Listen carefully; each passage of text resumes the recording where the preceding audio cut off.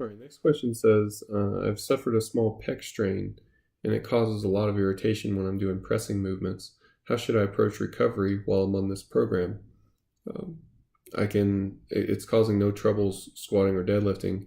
Should I just drop the pressing movements for next week? Uh, yes, I would say that that's a start. First thing would be to stop doing anything that's causing pain. Um, Now, dropping pressing movements is obvious. Um, it may require a week. It may not. Taking a week off isn't going to hurt you long term, in terms of your pressing ability.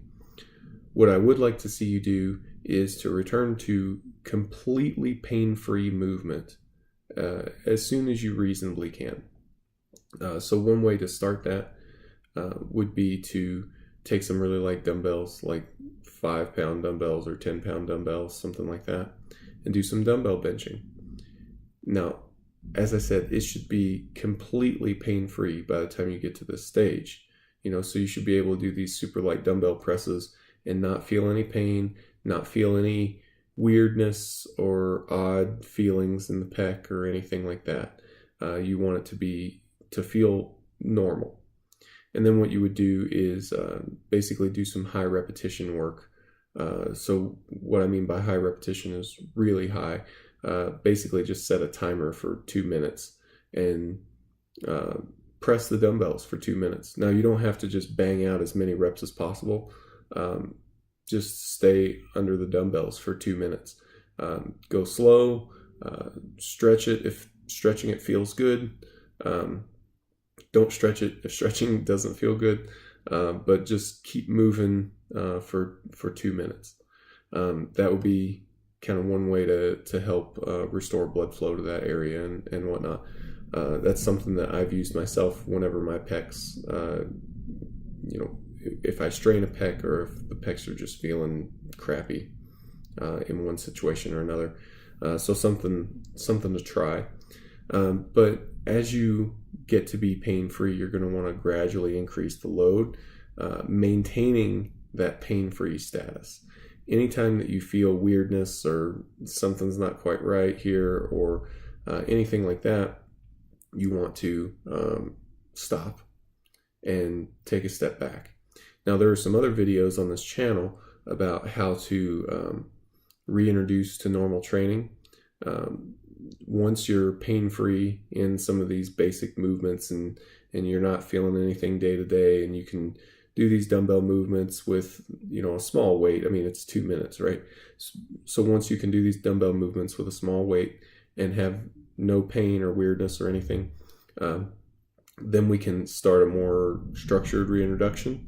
And usually I do that in about 15% increments. So I'll start with 15% of my 1RM for 2 or 3 sets of 10, and then gradually increase it by 15% chunks until I get to 60%, which is only really 4 chunks, but until I get to 60% of my 1RM for 2 or 3 sets of 10. And then if I can do that, then I know that I'm probably ready to go back to normal training, so long as I'm paying attention and I'm warming up slowly and I'm willing to stop if I'm not ready yet, and so on. Now, how fast you progress through those 15% chunks depends a lot on how fast you're recovering. So if it takes you a week to get pain-free, and then it takes you another week to get pain-free with 15%, then you're going at a fairly slow pace, and you're going to want to match that pace. Take maybe 15% chunk per week, as long as it's well tolerated. Now, if you're recovering fairly rapidly, you're day-to-day pain-free in, let's say, 2 or 3 days. And then, you go to do your dumbbell benches, and they're pretty much immediately pain-free. And you can do 15% work. Thundering here, but you can do your 15% work pretty much right off the bat, and that's pain-free. Then you're recovering at a faster pace. You can take those 15% chunks a little bit quicker, but still keep in mind that you'd be much, much better off to go a bit too slow and spend a little extra time on recovery than to go too fast and suffer a re-injury. So take it slow. Check out the other videos that we have on reintroduction to training after an injury, and you can put some search terms in the YouTube channel search, and that'll help you find those videos. But that's the gist of where I think you should go with this.